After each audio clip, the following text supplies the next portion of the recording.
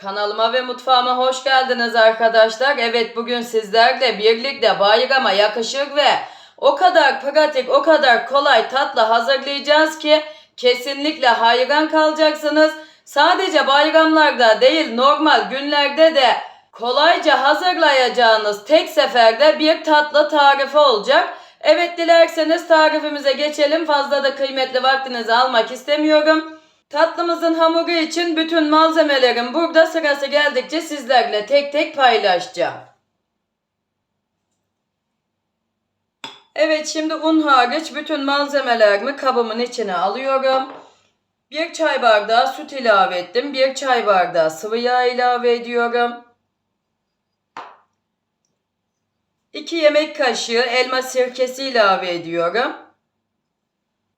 Herhangi bir sirke de ilave edebilirsiniz. Yani elma sirkesi olması şart değil. Bunu da hemen belirtmiş olayım. 1 cimcik de tuz ilave ediyorum. 2 tane de gördüğünüz gibi tümüyle yumurta ilave ettim. Evet, şimdi unumu ilave etmeden önce karıştıracağım. Evet, tamam, yeterli. 3,5 su bardağı baklavalık unum var. Böyle kontrollü bir şekilde ilave edeceğim. Yumuşak, ele yapışmayan bir hamur elde edeceğiz. Böyle 1 çay kaşığı da kabartma tozu ilave ediyorum. Evet, şimdi pürüzsüz hale gelinceye kadar hamurumu yoğuracağım.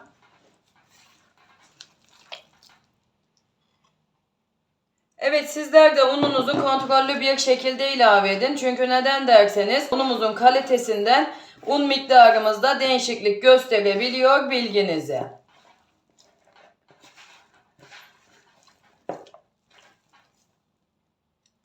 Evet, ben 3,5 su bardağı unumun hepsini kullanıyorum.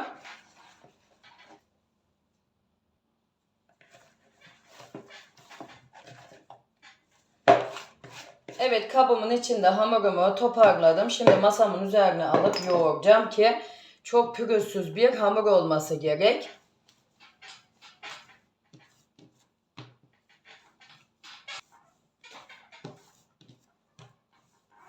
Evet, hamurumu pürüzsüz hale gelinceye kadar yoğurdum. Şimdi 20 eşit beze haline bölelim hamurumuzu.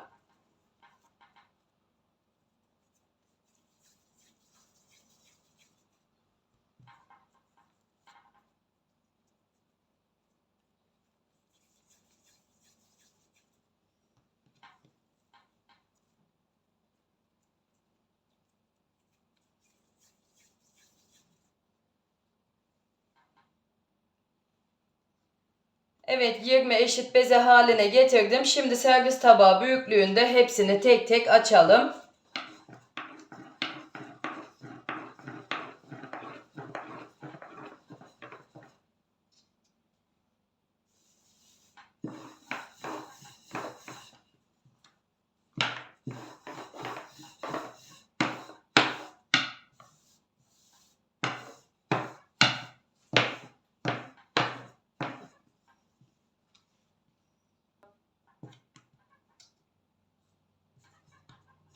Hemen ikinci bezemizi de aynı şekilde açalım.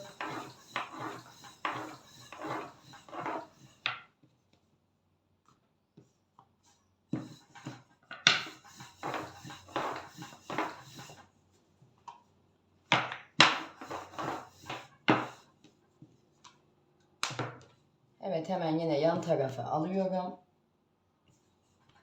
Evet, hepsini bu şekilde sizlere gösterdiğim gibi açıp bitireceğim, bilginize.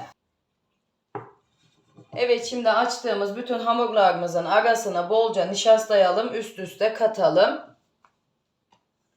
Hemen böyle servis tabağımın altına nişastayı ilave ettim yapışmaması için.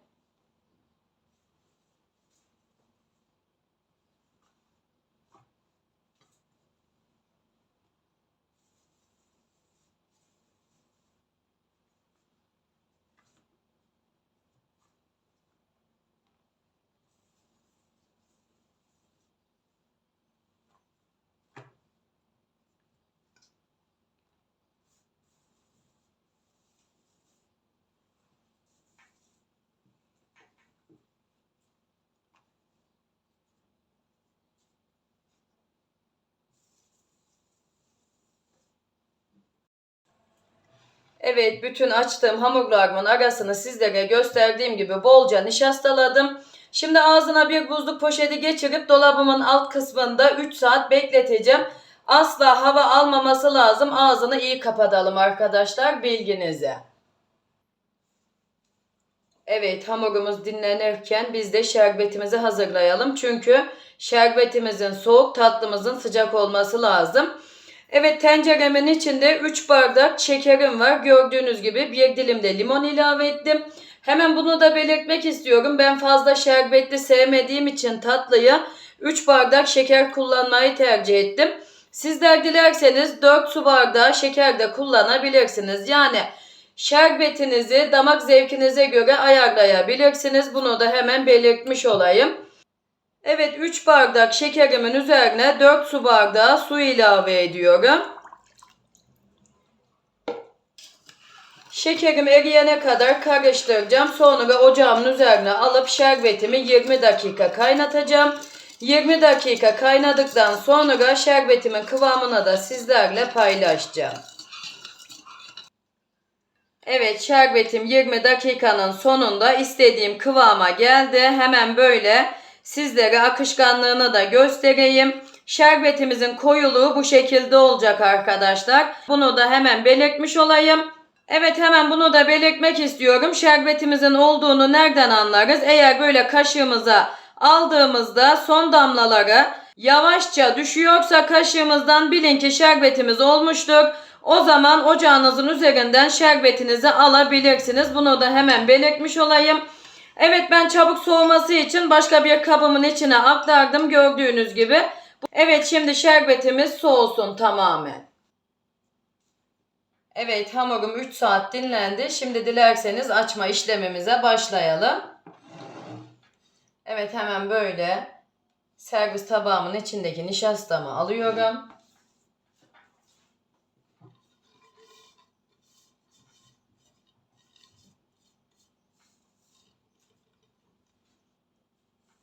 Evet, tek tek açmayacağız. 20 tane bezemizi aynı anda açacağız. Bunu da hemen belirtmiş olayım. Evet, ben böyle oklavamla açacağım. Sizler dilerseniz merdane ile açabilirsiniz. Ben merdane ile açamadığım için oklavayla açıyorum.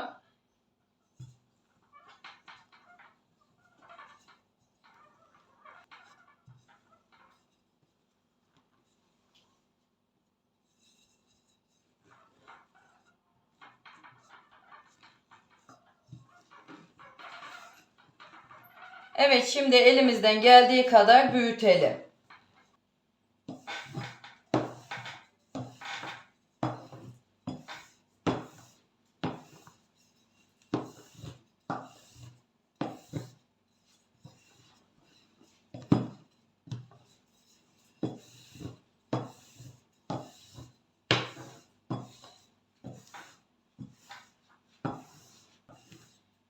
Evet, tamam, yeterli. Elimden geldiği kadar büyüttüm.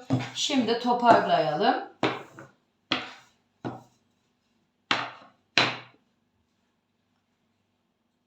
Evet, bu şekilde sarmaya başlayalım.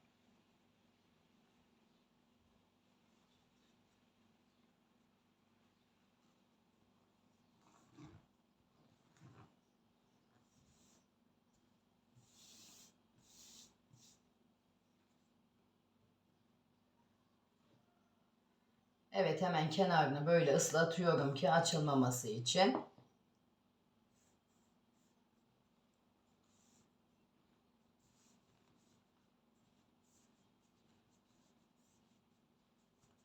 Evet, tamam.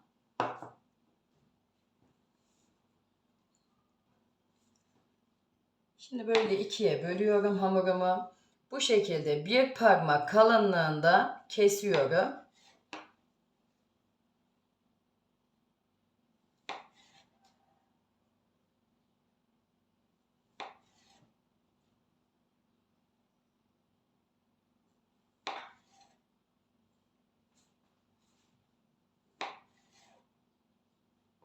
Hemen şöyle göstereyim katlarını, bakar mısınız? Sanki tek tek açmışız.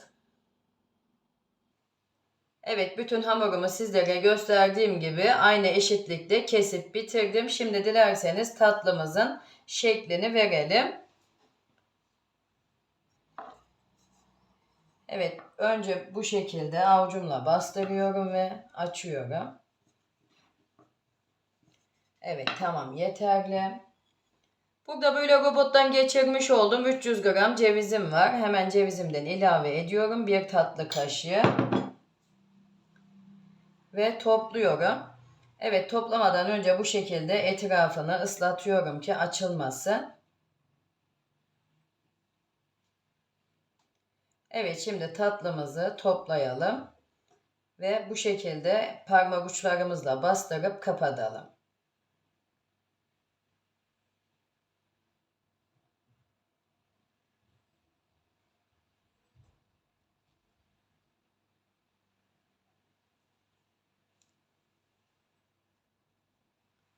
Evet, bu şekilde. Hemen burada tepsimin içine ilave ediyorum. Yine aynısı gibi avucumun ortasıyla bastırıp sonra oklavamla büyütüyorum. Evet, yeterli. Yine cevizimden ilave ediyorum. Kenarlarını bu şekilde ıslatıyorum. Kapatırken açılması.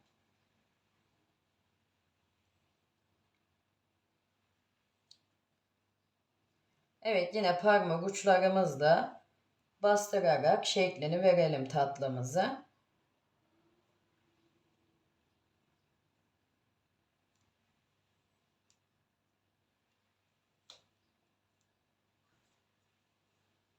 Evet, bu şekilde. Yine bu şekilde bastırıyorum ve oklavamla açacağım.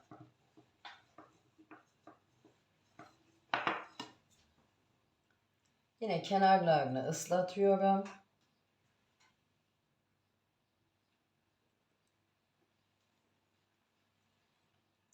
Cevizimden ilave ediyorum. Ve yine aynısı gibi kapatıyorum. Evet, parmak uçlarımızla bastırıp kapatalım. Sıkıca açılması.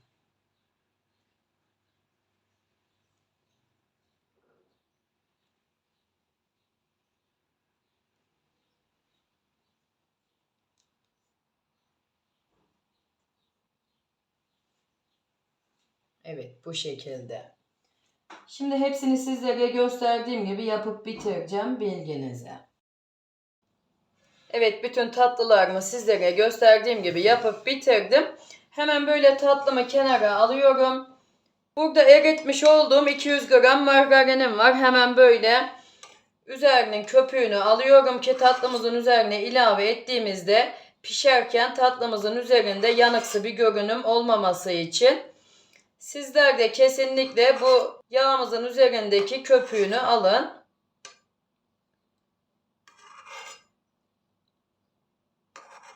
Yağımızın tamamen de soğuması lazım arkadaşlar. Çünkü neden derseniz sıcaklığıyla tatlımızın üzerine asla ilave etmiyoruz. Çünkü tatlımızı hamurlaştıracaktır. Bunu da hemen belirtmiş olayım. Bu püf noktasına çok dikkat edin. Evet, tamam. Şimdi yağımız tamamen soğusun, sonra tatlımın üzerine ilave edeceğim. Evet, yağımız tamamen soğudu. Şimdi tatlımızın üzerine ilave edelim. Hemen bunu da belirteyim. Sizler dilerseniz tereyağı da kullanabilirsiniz. Tamamen tercihinize kalmış.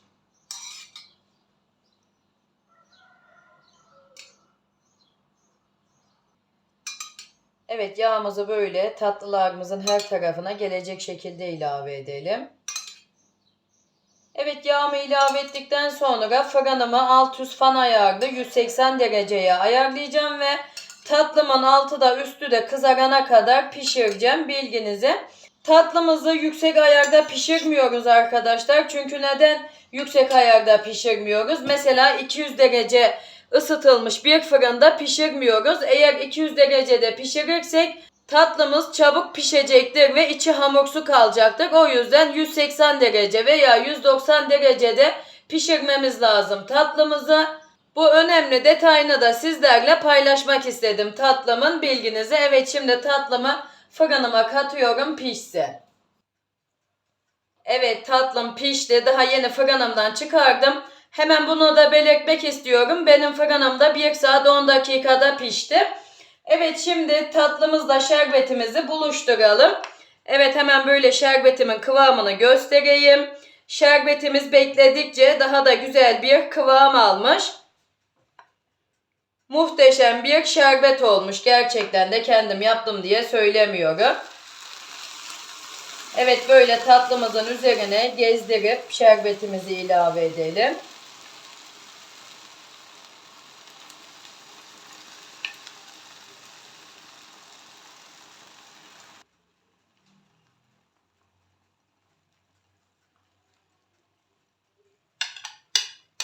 Evet, tamam, şerbetimizi de ilave ettik. Evet, şimdi tatlımızın en az 3 saat şerbetini çekmesi lazım. Şerbetini çektikten sonra tatlımız sizlerle iç dokusunu da paylaşacağım bilginize. Evet, tatlımız 3 saat boyunca dinlendi ve şerbetini de tamamen içine çekti tatlımız. Kesinlikle 10 numara bir tatlı tarifi oldu. Evet, hemen böyle sizlerle iç dokusunu paylaşmak için servis tabağımın içine almak istiyorum.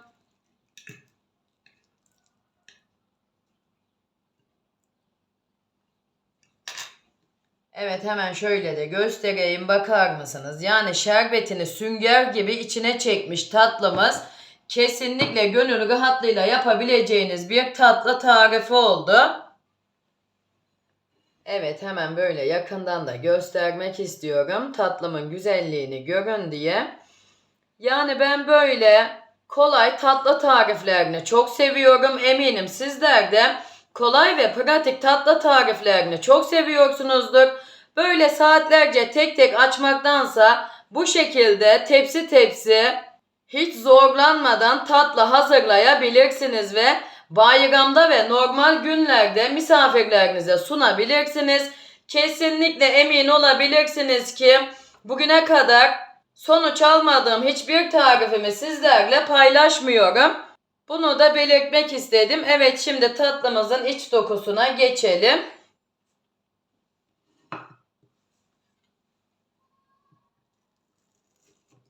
Yani bakar mısınız, şerbeti olduğu gibi dışına çıktı. Gerçekten de şerbetini çok güzel bir şekilde çekmiş tatlımız. Hemen böyle göstereyim yakından. Yani kıyır kıyır bir tatlı tarifi oldu. Kesinlikle sizlere önerebileceğim. Yani tatlımın kolaylığına diyeceğim hiçbir şey yok arkadaşlar. Çünkü neden derseniz kelimeler bulamıyorum. O kadar kolay bir tatlı tarifi ki kesinlikle tepsi tepsi yapmak isteyeceğiniz çok kolay ve pratik bir tatlı tarifi oldu. Sizleri asla uğraştırmayacak ve bugüne kadar asla baklava yapmamış kişiler bile bu tatlıyı kolaylıkla yapabilir. Kesinlikle bundan emin olabilirsiniz. Evet, bugünkü tarifim de buraya kadardı. Umarım beğenirsiniz ve daha güzellerini sizler yaparsınız. Beni buraya kadar izlediyseniz ve hala kanalıma abone değilseniz bir tıkla abone olup bildirim tuşlarınızı açarsanız bundan sonraki gelecekteki bütün tariflerimden de haberdar olursunuz. Bana da destek vermiş olursunuz. Yine tariflerimi sevdiklerinizle sosyal medyalarınızda paylaşabilirsiniz. Böylelikle bana da destek vermiş olursunuz ve kanalımın daha iyi yerlere gelmesine neden olursunuz. Beni de çok mutlu edersiniz. Evet, kendinize iyi bakın. Allah'a emanet olun. Şimdiden ailenizle birlikte güzel bayram geçirmenizi diliyorum. Hoşça kalın.